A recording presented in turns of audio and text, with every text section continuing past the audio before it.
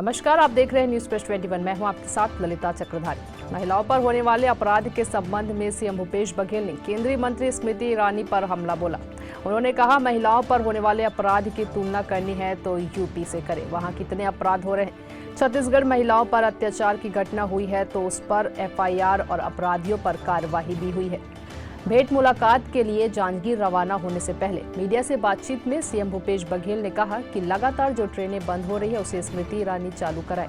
उन्हें बताना चाहिए कि ट्रेनें क्यों बंद है। क्या महिलाएं ट्रेन से यात्रा नहीं करती? सबसे ज्यादा सफर महिलाएं ही करती हैं।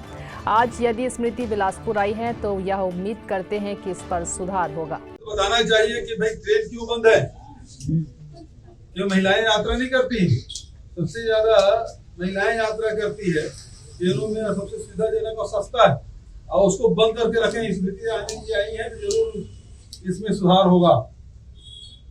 और झलियामारी कांड, सारकेगुड़ा कांड, अकोड़वा कांड, गर्भाशय कांड, नसबंदी कांड, इसका जवाब देना चाहिए। और इस तुलना करना है तो यूपी से कर ले, वहाँ कितना हो रहा है और यहाँ क्या महिलाओं का अत्याचार की बात है। और यहाँ जितनी भी घटनाएं हुई है सबके खिलाफ एफआईआर हुआ है और सब में कार्रवाई है।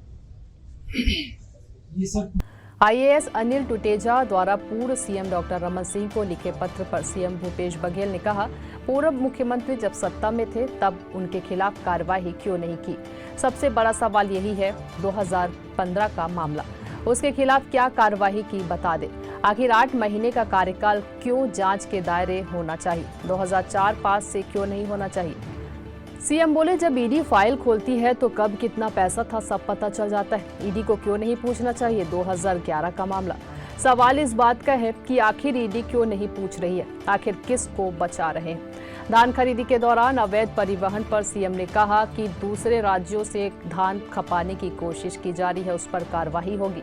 जिला प्रशासन और पुलिस ने नाकेबंदी भी की है। कोचियों की धान खरीदी नहीं होनी चाहिए। रमन सिंह जी जब सत्ता में थे तो फिर उनके खिलाफ कार्रवाई क्यों नहीं? सबसे बड़ा सवाल है। 2015 का केस है, 2018 तक है, उसके खिलाफ क्या कार्रवाई की है बता दें। जो आप बात कर रहे हैं उसके खिलाफ कार्रवाई करना था, नहीं किए। दूसरी बात यह है कि अनिल टुटेजा जी के केवल 8 महीने में कार्यकाल क्यों जांच के दायरे में होना चाहिए? 2011 से या उसके पहले से 2004-5 से क्यों नहीं होना चाहिए?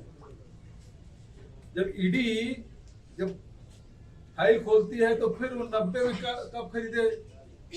तुम्हारे पास पैसा कहां से आया? 85 में कितना था, 2000 में कितना था? ये जब पूछते हैं तो ईडी को क्यों नहीं पूछना चाहिए 2011 का मामला? क्यों नहीं पूछ रही है? सवाल तो इस बात का है, आखिर किसको बचा रहे हैं? और रमन सिंह इसमें नहीं आए थे क्या? क्योंकि पिछले समय आए थे तो चुटका दिए थे, इस समय नहीं दे रहे हैं। तो आपने कहा था कि किसका रिजॉर्ट है, तो जवाब तो नहीं आया, कुछ आप ही खुला सकते। देखो पहले जवाब तो ले, फिर हम बताएंगे कि इतना उनके पास आय से अधिक संपत्ति कैसे आया, उसका खुलासा करे रमन सिंह। हमने कहा 1500 गुना बढ़ा है, उसका जवाब दे। ऐसे ही तमाम अपडेट्स के लिए देखते रहिए न्यूज प्लस 21, आपके हक की बात।